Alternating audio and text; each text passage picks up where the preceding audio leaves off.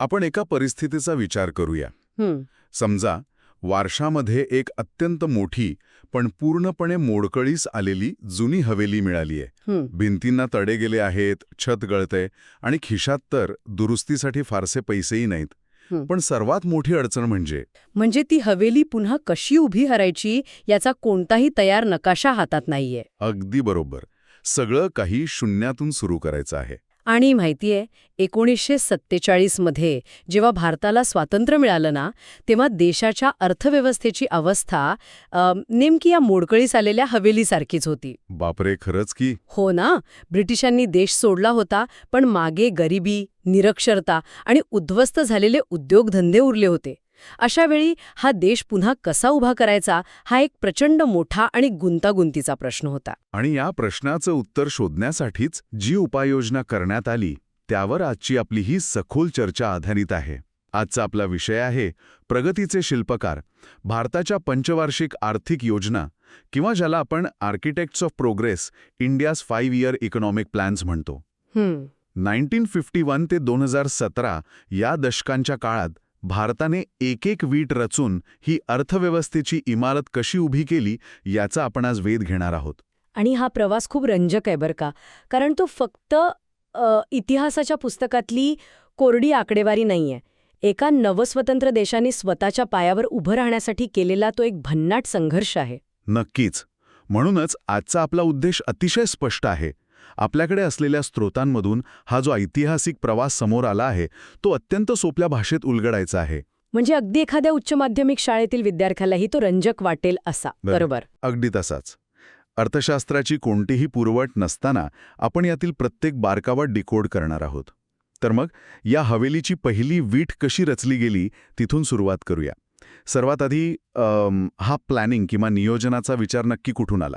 बरं, याची पाळेमुळे स्वातंत्र्याच्या काही वर्ष आधीच रोवली गेली होती. 1940च्या दशकातच आपली स्वतंत्र अर्थव्यवस्था कशी असेल यावर विचारमंथन सुरू झालं होतं. अच्छा. आपल्या स्रोतांमध्ये एक खूप रंजक माहिती आहे. 1944 मध्ये भारतातील काही बड्या उद्योगपतींनी एकत्र येऊन देशाच्या नियोजित अर्थव्यवस्थेसाठी एक प्रस्ताव तयार केला होता. म्हणजे तो प्रसिद्ध बॉम्बे प्लॅन? हो, तोच. त्याला बॉम्बे प्लॅन असं म्हटलं जातं. पण इथेच मला एक मोठा प्रश्न पडतो. देशातील भांडवलदार स्वतःहून सांगत होते की सरकारने अर्थव्यवस्थेचं नियोजन करावं. म्हणजे साधारणपणे बघायला गेलं तर उद्योगपतींना सरकारी हस्तक्षेप नको असतो. मग त्यांनी असा प्रस्ताव का दिला असावा? यामागे एक अतिशय व्यावहारिक कारण होतं. देश नव्याने उभा करताना रस्ते, रेल्वे, धरणे आणि वीज यांसारख्या पायाभूत सुविधा उभारणे अत्यंत गरजेचे होते. बरोबर. आणि या कामांसाठी प्रचंड मोठ्या भांडवलाची गरज होती. त्यातून लगेच नफा मिळण्याची काही शाश्वती नव्हती. खासगी उद्योजकांकडे एवढा पैसाही नव्हता आणि एवढी मोठी जोखीम घेण्याची त्यांची तयारीही नसेल. अगदी बरोबर. त्यामुळे सरकारलाच पुढाकार घेऊन हा पाया रचावा लागेल हे त्यांना पक्क माहीत होतं. पण जर आपण या पंचवार्षिक योजनांच्या मूळ कल्पनेचा जागतिक स्तरावर विचार केला तर जगात सर्वात आधी 1928 मध्ये सोव्हिएट युनियनमध्ये जोसेफ स्टॅलिननी ही संकल्पना राबवली होती. अच्छा, म्हणजे आपण तिथून प्रेरणा घेतली. हो. स्वातंत्र्यानंतर भारतानेही विकासासाठी याच नियोजित मॉडेलचा मार्ग निवडला. पण हे प्लॅनिंग नक्की चालतं कसं? कागदावर योजना बनवणं सोपं आहे, पण त्याचे प्रत्यक्ष अर्थकारणात कसे रूपांतर होते? आपल्या नोट्समध्ये एक अतिशय सुंदर स्पष्टीकरण आहे की बजेट प्रामुख्याने 2 भागात विभागले जाते, नॉन प्लॅन बजेट आणि प्लॅन बजेट. हे एका साध्या उदाहरणाने समजावून सांगता येईल का? हो, नक्कीच. सांगा ना. समजा एका विद्यार्थ्याला महिन्याला पॉकेट मनी मिळतो. त्यातला रोजच्या बसच्या तिकिटाचा, नाश्त्याचा किंवा वह्या पुस्तकांचा जो ठरलेला खर्च असतो तो म्हणजे नॉन प्लॅन बजेट. हा खर्च रोजचा आणि आवश्यक असतोच. बरोबर. पण त्याच विद्यार्थ्याने जर ठरवलं की पुढची 5 वर्ष मी थोडे पैसे साठवून अभ्यासासाठी एक नवीन लॅपटॉप घेईन, तर ते मोठं आणि भविष्यासाठीचं ध्येय म्हणजे प्लॅन बजेट. एक्झॅक्टली. हे उदाहरण या संकल्पनेचं गाभा अचूक पकडतं. नॉन प्लॅन बजेट हे सरकारचे रोजचे व्यवहार चालवण्यासाठी, कर्मचाऱ्यांचे पगार देण्यासाठी आणि प्रशासनासाठी दरवर्षी खर्च होतं. अच्छा. पण प्लॅन बजेट हे देशाचं भविष्य घडवण्यासाठी असते. पुढच्या 5 वर्षात कोणती धरणं बांधायची, कोणते कारखाने सुरू करायचे यासाठी ठरवलेल्या प्राधान्यक्रमानुसार ते वापरलं जातं. आणि हे प्राधान्यक्रम ठरवण्यासाठीच भारताने नियोजन आयोग म्हणजेच प्लॅनिंग कमिशनची स्थापना केली होती, बरोबर? होय, अगदी बरोबर. बरं, बजेट कसं ठरवायचं हे समजलं, पण जेव्हा हाताशी पहिलीच वेळ होती आणि संसाधने अत्यंत मर्यादित होती, तेव्हा पैसे नक्की कुठे खर्च करायचे हा मोठा पेच असेल ना. खूप मोठा पेच होता. देशात अन्नाची कमतरता होती, पण त्याचवेळी आधुनिक कारखान्यांचीही गरज होती. पहिल्या पंचवार्षिक योजनेची सुरुवात 1951 मध्ये झाली, जी 1956 पर्यंत चालली. भारताचे पहिले पंतप्रधान जवाहरलाल नेहरू यांनी ती संसदेत मांडली. तेव्हा नेमका कोणता मार्ग निवडला गेला? या पहिल्या योजनेच्या वेळी के.एन. राज नावाचे एक तरुण अर्थतज्ज्ञ नियोजन आयोगात होते. त्यांनी एक खूप महत्वाचा आणि कदाचित त्या काळातील सर्वांत योग्य सल्ला दिला होता. काय होता तो सल्ला? ते म्हणाले होते की भारताने पहिली 2 दशके हळूहळू घाई करावी, म्हणजेच हेस्टन स्लोली. हळूहळू घाई करावी म्हणजे नक्की काय? यामागील तर्क असा होता की उद्ध्वस्त झालेल्या अर्थव्यवस्थेचा पाया मजबूत होण्यासाठी वेळ लागतो. जर सुरुवातीलाच अतिमहत्वाकांक्षी ध्येय ठेवली तर अर्थव्यवस्था कोलमडू शकते. अच्छा. आणि याच सल्ल्यानुसार पहिल्या योजनेत मुख्य लक्ष हे शेती आणि सिंचनावर केंद्रित करण्यात आलं. ही योजना हॅरॉड डोमर मॉडेलवर आधारित होती ना? हो. आता हे मॉडेल दिसायला किचकट वाटत असलं तरी त्याचा मूळ उद्देश बचतीवर म्हणजे सेव्हिंग्जवर भर देणे हा होता. म्हणजे लोकांनी बचत केली की ती बँकांमध्ये जमा होईल, बँकांकडे पैसा आला की तो मोठ्या प्रकल्पांना कर्ज म्हणून देता येईल आणि त्यातून विकास होईल. अगदी बरोबर. याच काळात भाकरा नांगल सारख्या महाकाय धरणांसाठी खूप मोठी आर्थिक तरतूद करण्यात आली. पण मला या योजनेत एक गोष्ट खूप रंजक वाटते. कोणती? एकीकडे आपला संपूर्ण फोकस शेती आणि धरणांवर होता, पण याच काळात म्हणजेच 1956च्या अखेरीस भारतात 5 IIT म्हणजे इंडियन इन्स्टिट्यूट ऑफ टेक्नॉलॉजी स्थापन झाल्या होत्या. हां. शेतीवर लक्ष केंद्रित करणाऱ्या योजनेत या उच्च तंत्रज्ञान संस्थांचं काम काय, हा प्रश्न पडतोच ना. इथेच नियोजनाची दूरदृष्टी दिसून येते.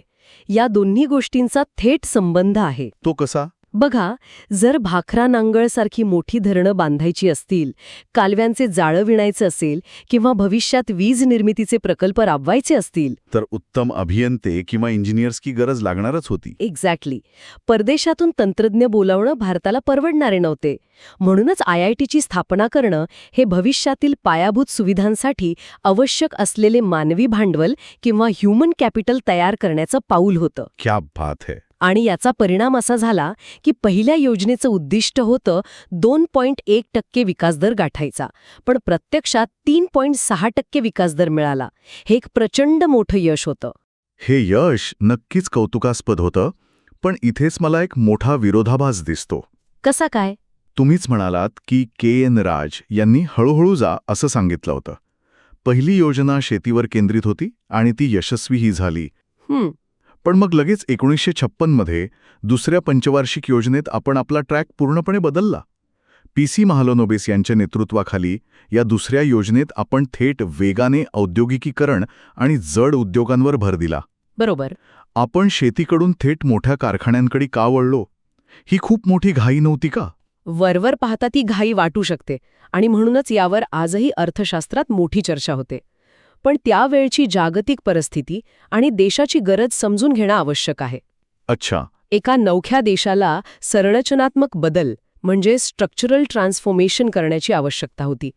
जर भारताला जगाच्या बरोबरीने उभं राहायचं असेल तर फक्त शेतीवर अवलंबून राहून चालणार नव्हतं. म्हणजे ट्रॅक्टरपासून ते रेल्वेच्या डड्यांपर्यंत आणि सुईपासून ते मोठ्या यंत्रांपर्यंत सगळंच जर आपण आयात करत राहिलो तर देश कधी स्वयंपूर्ण होणार नाही असं वाटलं असेल. अगदी तेच. देशात पोलाद, सिमेंट, वीज आणि यंत्रसामुग्री तयार करणारे स्वतःचे कारखाने असणं आवश्यक होते. म्हणूनच दुसऱ्या योजनेत या जड उद्योगांना प्राधान्य दिले गेले. आपल्या नोट्समध्ये असाही उल्लेख आहे की या काळात देशांतर्गत उद्योगांना वाचवण्यासाठी आयातीवर कर लादले गेले आणि अर्थव्यवस्था बंद म्हणजे क्लोज्ड ठेवण्यात आली. बरोबर.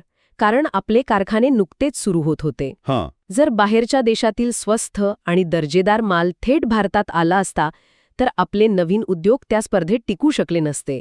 त्यामुळे त्यांना संरक्षण देणं गरजेचं होतं. अच्छा, म्हणजे ही एक प्रकारची ढाल होती. हो. आणि या योजनेने अपेक्षित 4.5% विकासदराच्या तुलनेत 4.27% विकासदर गाठला, जो लक्ष्याच्या जवळपास होता. त्यानंतर आली तिसरी पंचवार्षिक योजना 1961 ते 1966. या योजनेत पुन्हा गव्हाचे उत्पादन आणि शेतीवर लक्ष केंद्रित करण्यात आले. याच काळात तळागाळापर्यंत लोकशाही रुजावी म्हणून पंचायत निवडणुका सुरू झाल्या. राज्यांना माध्यमिक आणि उच्च शिक्षणाची जबाबदारी देण्यात आली. होय. सगळं काही योग्य दिशेने चालल्यासारखं वाटत होतं. पण आकडेवारी सांगते की ही योजना पूर्णपणे अपयशी ठरली. हो, दुर्दैवाने. लक्ष्य होते 5.6% आणि साध्य झाले फक्त 2.4%. असं अचानक काय झालं की अर्थव्यवस्थेला इतका मोठा फटका बसला? हा काळ भारताच्या इतिहासातील सर्वांत कठीण आणि कसोटीचा काळ मानला जातो. या अपयशामागे आर्थिक धोरणांपेक्षा भौगोलिक आणि राजकीय संकटे अधिक कारणीभूत होती. म्हणजे युद्धांचा काळ. हो. 1962 मध्ये झालेले भारत-चीन युद्ध आणि लगेचच 1965 मध्ये झालेले भारत-पाकिस्तान युद्ध ह्याच काळात झाले. युद्धामुळे देशाच्या अर्थव्यवस्थेवर कसा थेट आणि भयंकर परिणाम होतो हे इथे समजून घ्यायला हवे. म्हणजे जो पैसा आपण विकासासाठी, शाळांसाठी किंवा धरणांसाठी वापरणार असतो, तो अचानक तिकडे न जाता लष्कराकडे वळवावा लागतो. बरोबर? अगदी तसंच. युद्धाच्या वेळी देशाचे संरक्षण ही सर्वोच्च प्रायोरिटी असते. त्यामुळे प्लॅन बजेटमधील प्रचंड मोठा हिस्सा थेट लष्करी सामग्री आणि सीमेवरील संरक्षणासाठी वळवला गेला. बापरे. आणि त्यातच 1965-66 मध्ये देशात भीषण दुष्काळ पडला. अन्नाची एवढी टंचाई निर्माण झाली की अमेरिकेकडून गहू आयात करावा लागला. म्हणजे एका बाजूला 2 युद्ध आणि दुसऱ्या बाजूला दुष्काळ. हो. या एकापाठोपाठ आलेल्या 3 संकटांमुळे अर्थव्यवस्थेला इतका मोठा धक्का बसला की सरकारला पुढील 3 वर्ष म्हणजे 1966 ते 1969 प्लॅन हॉलिडेज जाहीर करावे लागले. प्लॅन हॉलिडेज म्हणजे काय? याचा अर्थ या 3 वर्षात कोणतीही नवीन 5 वर्षांची योजना आणि नाही तर फक्त एका वर्षापुरत्या तात्पुरत्या योजना राबवल्या गेल्या. म्हणजे आपण जी हवेली बांधायला घेतली होती त्याचं काम नैसर्गिक आणि मानवनिर्मित संकटांमुळे 3 वर्षांसाठी पूर्णपणे थांबवावं लागलं. खरंय. या सर्व निराशेच्या आणि अपयशाच्या वातावरणानंतर देशाला एका नव्या राजकीय आणि आर्थिक क्रांतीची नितांत गरज होती. आणि ती क्रांती आपल्याला चौथ्या योजनेपासून पाहायला मिळते. 1969 मध्ये इंदिरा गांधींच्या काळात चौथी योजना सुरू झाली. होय. आणि ही योजना एका वेगळ्याच सूत्रावर आधारित होती, ज्याला गाडगीळ सूत्र म्हणतात. यात प्रामुख्याने स्थिरता आणि स्वावलंबन यावर भर देण्यात आला. अच्छा. या चौथ्या योजनेच्या काळात भारताच्या अर्थकारणाला कलाटणी देणारे 2 अत्यंत क्रांतिकारी निर्णय घेतले गेले. पहिलं म्हणजे 14 मोठ्या खासगी बँकांचे राष्ट्रीयकरण करण्यात आलं. आणि दुसरं म्हणजे कृषी क्षेत्रात बहुचर्चित हरित क्रांती झाली. अगदी बरोबर. पण मला इथे एक मोठा दुवा जोडायचा आहे. बँकांचं राष्ट्रीयकरण करणे आणि शेतात हरित क्रांती होणे या 2 पूर्णपणे वेगळ्या वाटणाऱ्या गोष्टींचा एकमेकांशी नेमका काय संबंध आहे? हा संबंध समजून घेणं खूप महत्वाचे आहे. बघा, हरित क्रांतीचा मूळ गाभा होता अधिक उत्पादन देणारी नवीन बियाणे, खते आणि आधुनिक सिंचन व्यवस्था वापरणे. पण या सर्व गोष्टी विकत घेण्यासाठी गरीब शेतकऱ्यांकडे पैसा नव्हता. त्यांना कर्जाची गरज होती. त्या काळात बँका या पूर्णपणे खासगी मालकीच्या होत्या. म्हणजे त्या फक्त नफा कमवण्याचा विचार करायच्या. एक्झॅक्टली. या खासगी बँकांचा मुख्य उद्देश नफा कमावणे हा होता. त्यामुळे त्या फक्त मोठ्या शहरातील व्यापाऱ्यांना आणि उद्योगपतींना कर्ज देत असत. खेड्यापाड्यातील एका गरीब शेतकऱ्याला कर्ज देणं त्यांना जोखमीचं वाटायचे. म्हणजे शेतकऱ्याला कर्जच मिळत नव्हतं. मग तो हरित क्रांतीचा भाग कसा होणार? म्हणूनच सरकारने या 14 मोठ्या बँका स्वतःच्या ताब्यात घेतल्या, ज्याला आपण राष्ट्रीयकरण म्हणतो. अच्छा. बँका सरकारी झाल्यामुळे नफा हा दुय्यम मुद्दा ठरला आणि सरकारी धोरणानुसार ग्रामीण भागात बँकांच्या शाखा उघडणे व शेतकऱ्यांना खते बियाणे घेण्यासाठी कमी व्याजात कर्जपुरवठा करणं सक्तीचं झालं. क्या बात है. म्हणजे बँकांच्या या पाठिंब्यामुळे शेतकरी आधुनिक तंत्रज्ञान वापरू शकले. होय. आणि हरित क्रांती यशस्वी होऊन देश अन्नधान्याच्या बाबतीत स्वयंपूर्ण होऊ शकला. याच काळात दुष्काळग्रस्त क्षेत्रांसाठी विशेष कार्यक्रमही सुरू करण्यात आला. तरीही या सर्व प्रयत्नांनंतर चौथ्या योजनेचे लक्ष्य 5.6% होते, पण साध्य मात्र फक्त 3.3% झाले. याला 1971चे भारत-पाकिस्तान युद्ध आणि बांगलादेश निर्मितीचा खर्च कारणीभूत होता. बरोबर. त्यानंतर आली 5वी पंचवार्षिक योजना 1974-1978. या योजनेचा मुख्य नारा होता गरिबी हटाओ. रोजगारावर आणि गरिबांच्या कल्याणावर यात प्रामुख्याने भर देण्यात आला. याच काळात इंडियन नॅशनल हायवे सिस्टम देखील सुरू झाली, ज्यामुळे देशातील रस्ते एकमेकांना जोडले गेले. या 5व्या योजनेचे एक मोठं वैशिष्ट्य म्हणजे डी.पी. धर यांनी तयार केलेला किमान गरजा कार्यक्रम किंवा मिनिमम नीड्स प्रोग्रॅम. याचा उद्देश काय होता? याचा उद्देश अत्यंत स्पष्ट होता. तळागाळातील लोकांना पिण्याचे शुद्ध पाणी, प्राथमिक शिक्षण आणि आरोग्य यांसारख्या मूलभूत सुविधा पुरवणे. या योजनेने खरं तर 4.4% लक्ष्यापेक्षा अधिक म्हणजे 4.8% विकासदर मिळवला होता. अरे वा, म्हणजे ही योजना यशस्वीच ठरली होती. हो, पण राजकीय परिस्थिती बदलत होती. आणीबाणीनंतर 1978 मध्ये सत्तेत आलेल्या मोरारजी देसाई यांच्या नेतृत्वाखालील जनता पार्टी सरकारने ही योजना मुदतीपूर्वीच म्हणजे 1 वर्षाआधीच फेटाळून लावली. आणि इथूनच सुरू झाला देशाच्या आर्थिक नियोजनातील एक प्रचंड अस्थिर आणि राजकीय उलथापालथीचा काळ. खरंय, जनता पार्टी सरकारने पंचवार्षिक योजनेऐवजी रोलिंग प्लॅन ही नवीन पद्धत आणली. हा काळ अत्यंत अस्थिर होता. या रोलिंग प्लॅनमध्ये दरवर्षी योजनेचं मूल्यमापन करून नवीन उद्दिष्टे ठरवली जात. मला हे वाचताना एका शाळेत जाणाऱ्या विद्यार्थ्याची आठवण आली. हा रोलिंग प्लॅन म्हणजे एखाद्या विद्यार्थ्याने प्रत्येक युनिट टेस्टमध्ये कमी मार्क्स मिळाल्यावर दर महिन्याला आपल्या अभ्यासाचं वेळापत्रक बदलण्यासारखे आहे. हां, हे अगदी अचूक उदाहरण आहे.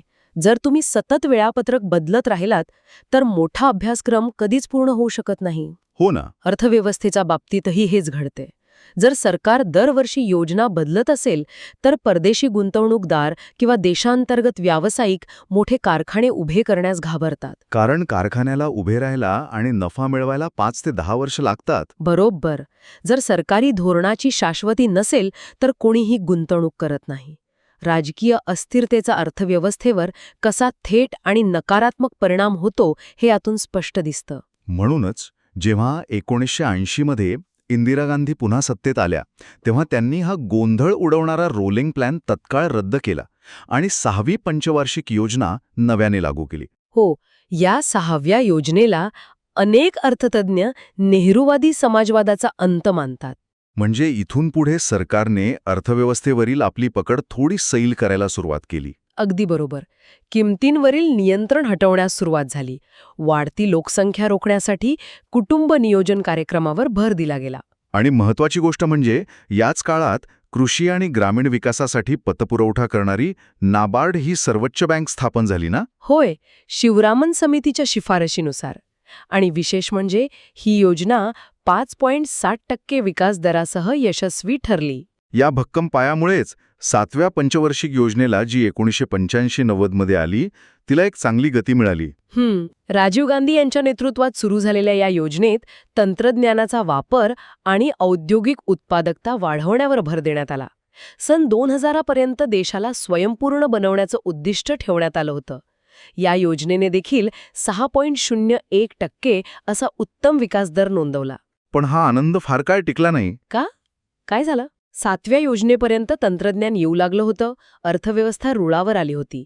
पण 1990 मध्ये देशावर असे एक संकट आलं ज्याने भारताची अर्थव्यवस्था आणि तिची दिशा कायमची बदलून टाकली. अच्छा, ते संकट म्हणजे परकीय चलनाच्या गंगाजळीचे संकट. होय. आपल्या स्रोतांमध्ये या संकटाचे गांभीर्य स्पष्ट केले आहे, पण हे संकट प्रत्यक्ष जीवनात कसे जाणवते? म्हणजे सोप्या भाषेत सांगायचे तर आपल्याकडे आयात करण्यासाठी आवश्यक असलेले डॉलर्स संपत आले होते. बरोबर. भारताला पेट्रोल, डिझेल आणि इतर आवश्यक गोष्टी विकत घेण्यासाठी डॉलर लागतात.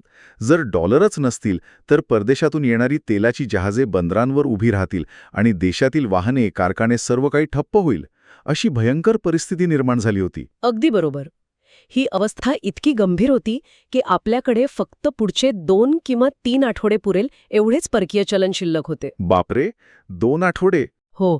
यामुळे देशात आर्थिक आणीबाणीची परिस्थिती निर्माण झाली आणि 1990 ते 92 या काळात 8वी पंचवार्षिक योजना सुरूच होऊ शकली नाही. ते 2 वर्ष पुन्हा एकदा वार्षिक योजना म्हणून चालवावे लागले. या संकटातून देशाला बाहेर काढण्यासाठी तत्कालीन पंतप्रधान पी.व्ही. नरसिंहराव आणि अर्थमंत्री डॉक्टर मनमोहन सिंग यांनी एक अत्यंत धाडसी पाऊल उचलले. त्यांनी उदारीकरण, खाजगीकरण आणि जागतिकीकरण, ज्याला आपण LPG म्हणजे लिबरलायझेशन, प्रायव्हेटायझेशन, ग्लोबलायझेशन मॉडेल म्हणतो, ते लागू केले. हे भारतीय अर्थव्यवस्थेचं एक ऐतिहासिक वळण होते. 8वी पंचवार्षिक योजना जी 1992 ते 97 मध्ये आली ती याच नवीन धोरणावर आधारित होती. म्हणजे अर्थव्यवस्था जगासाठी खुली करण्यात आली. हो, परकीय गुंतवणुकीला परवानगी मिळाली. याचाच एक भाग म्हणून 1 जानेवारी 1995 रोजी भारत जागतिक व्यापार संघटनेचा किंवा WTOचा सदस्य झाला. आणि याच काळात स्थानिक स्वराज्य संस्थांना बळकट करण्यात आले ना? होय, पंचायत आणि नगरपालिकांच्या माध्यमातून अधिकारांचे विकेंद्रीकरण करण्यात आले. या नवीन धोरणांनी खरोखरच कमाल केली. 5.6% लक्ष्य असताना अर्थव्यवस्थेने प्रत्यक्षात 6.8% विकासदर मिळवला. पण इथे मला एक अतिशय महत्त्वाचा प्रश्न पडतो. आपण सुरुवातीला पाहिलं की 1950च्या दशकात दुसऱ्या योजनेत आपण देशांतर्गत उद्योगांना वाचवण्यासाठी आयात कर लादले होते. बरोबर. आपली अर्थव्यवस्था बंद ठेवण्यात आली होती. आणि आता 8व्या योजनेत आपण WTOचे सदस्य होऊन जागतिकीकरण आणि मुक्त व्यापार स्वीकारला. हे तर परस्पर विरोधी निर्णय झाले ना? मग यातलं जुनी पद्धत चुकीची होती की ती त्या काळाची गरज होती? हा अर्थशास्त्रातील एक अत्यंत सुंदर आणि अभ्यासावा असा विरोधाभास आहे. याला कोणत्याही एका तराजूत मोजता येणार नाही. म्हणजे कसं? याला देशाच्या प्रगल्भतेचा प्रवास म्हणता येईल. सुरुवातीला जेव्हा आपले उद्योग नुकते उभे राहत होते, त्यांच्याकडे पुरेसे भांडवल आणि तंत्रज्ञान नव्हते, तेव्हा त्यांना परदेशी स्पर्धेपासून वाचवणं गरजेचं होतं. अच्छा. जसं आपण एखाद्या छोट्या रोपट्याला सुरुवातीला जाळी लावून जनावरांपासून आणि कडक उन्हापासून वाचवतो. बरोबर. पण एकदा का ते रोपटं मोठं झाड बनलं, त्याची मुळं जमिनीत घट्ट रुजली की मग त्याला त्या जाळीची गरज नसते.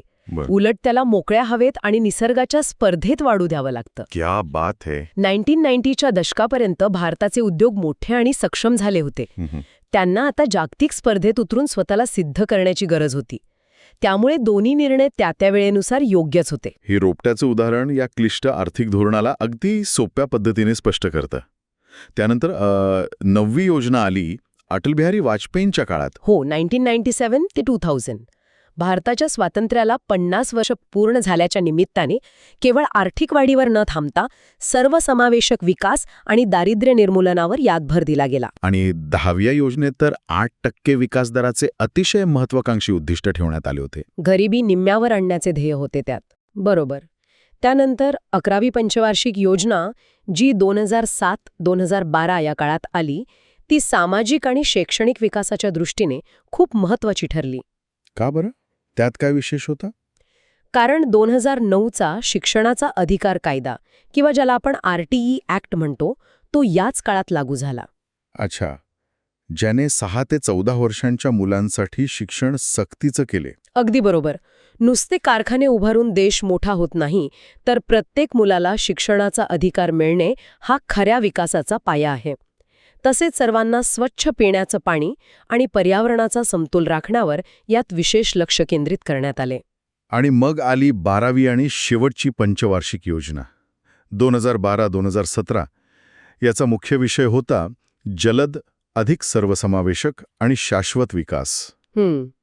आता आपण फक्त विकासाच्या गतीवरच नाही, तर तो विकास शाश्वत कसा राहील यावर विचार करू लागलो होतो. सर्व गावांना लीज पुरवठा करणे, शिक्षणातील सामाजिक आणि लैंगिक तफावत दूर करणे आणि दरवर्षी 10 लाख हेक्टरने ग्रीन कव्हर वाढवणे ही याची प्रमुख वैशिष्ट्ये होती. पण 2014 मध्ये देशात राजकीय आणि धोरणात्मक बदल झाला. 2015 सरकारने नियोजन आयोगाची जागा नीती आयोग या नव्या थिंक टँकने घेतली. होय. आणि नीती आयोगानेही 5 वर्षांच्या योजनांची जुनी पद्धत कायमची बंद केली. पण ही 60 वर्षांहून अधिक काळ चालत आलेली पद्धत अचानक का बंद केली गेली? कारण जग आता खूप वेगाने बदलत होतं. 1950च्या दशकात 5 वर्षांसाठी एक निश्चित आराखडा बनवणे शक्य होते. पण 21व्या शतकातील जागतिक अर्थव्यवस्था खूप गुंतागुंतीची आणि वेगाने बदलणारी आहे. 5 वर्षांचा एकच ताठर प्लॅन आता उपयोगाचा राहिला नव्हता. अच्छा, म्हणजे लवचिकतेची गरज होती. अगदी बरोबर. म्हणून नीती आयोगाने एक नवीन, अधिक लवचिक पद्धत सुरू केली, ज्यामध्ये 3 वर्षीय कृती आराखडा, 7 वर्षीय धोरण आणि 15 वर्षीय विजन डॉक्युमेंट यांचा समावेश आहे. आणि अशा प्रकारे पंचवार्षिक योजनांचा हा 1951 मध्ये सुरू झालेला 66 वर्षांचा प्रदीर्घ प्रवास 2017 थांबला. खरंय. खरोखरच 1951च्या पहिल्या प्लॅनपासून ते 2017च्या नीती आयोगापर्यंतचा हा प्रवास थक्क करणारा आहे. हो ना. आपण सुरुवातीला जी मोडखळीस आलेल्या हवेलीची कल्पना केली होती, ती हवेली या योजनांच्या माध्यमातून आज एक मजबूत आणि आधुनिक इमारत बनली आहे. बॉम्बे प्लॅनपासून ते जागतिकीकरणापर्यंतचा हा प्रवास केवळ आकडेवारी नाहीये. नक्कीच नाही. आज आपण वापरत असलेले महामार्ग, हरितक्रांतीमुळे मिळणारे अन्नधान्य, बँकांचे जाळे, IIT सारख्या शिक्षण संस्था आणि तंत्रज्ञानातील प्रगती हे सर्व याच 5 वर्षीय योजनांच्या दूरदृष्टीचे फलित आहे. हे विशेषतः शालेय विद्यार्थ्यांनी समजून घेणं अत्यंत आवश्यक आहे. अगदी 100%. अर्थव्यवस्थेचे हे ऐतिहासिक टप्पे आणि त्यामागील का आणि कसे समजून घेतल्यावरच आजच्या बातम्या, सरकारी निर्णय आणि जागतिक पातळीवर भारताचे आजचे जे स्थान आहे ते योग्य प्रकारे समजून घेता येते. होय. आज आपण जे काही यश अनुभवत आहोत त्याचा पाया कालच्या नियोजनात रचला गेला आहे. त्याला लावणारा प्रश्न समोर येतो. कोणता? आपण पाहिलं की नीती आयोग आता 5 वर्षांऐवजी थेट 15 वर्षांचं विजन पाहतोय. पण आजच्या युगात जिथे आर्टिफिशियल इंटेलिजन्स किंवा AI दर काही महिन्यांनी तंत्रज्ञानाचे नियम बदलतोय खरे. आणि हवामानातील बदल अर्थव्यवस्थेसमोर अनपेक्षित संकटे उभी करत आहेत, अशा अत्यंत वेगाने बदलणाऱ्या आणि अनिश्चित जगात पुढची 15 वर्ष सोडा, पुढच्या 5 वर्षांचेही अचूक आर्थिक नियोजन करणं अधिक कठीण झाले आहे की अधिक गरजेचे, यावर नक्की विचार करा. आतासाठी इथेच थांबूया.